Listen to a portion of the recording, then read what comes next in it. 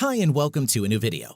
When you try to open a newly installed application on your device, do you get a verification error?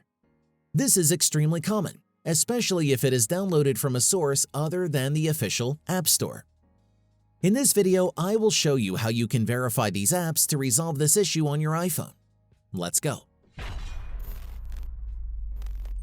By default, Apple restricts the use of third-party applications downloaded from unknown external sources to maintain iPhone security. However, through their Apple Developer Enterprise program, such apps may be installed without resorting to Jailbreak. Provided that you're downloading an app from a trusted organization, its access can be configured easily.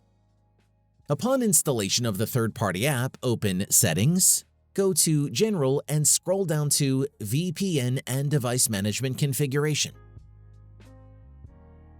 The enterprise or developer apps that you've downloaded should be listed here automatically. In this case, simply tap on the appropriate panel from the list and press the Trust button provided.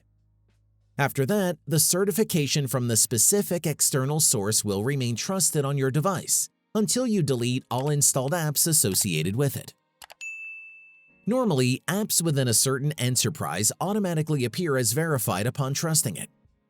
However, if you encounter a verification error on certain apps, simply locate any Verify App button on each configuration page and it should be good to go. Once everything is configured properly, you can now freely use your third-party apps on your iPhone.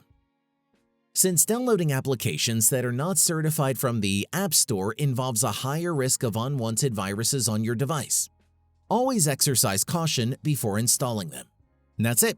If I could help you, feel free to give this video a thumbs up and don't forget to subscribe. Leave a comment down below if you have any questions. See you next time. Bye.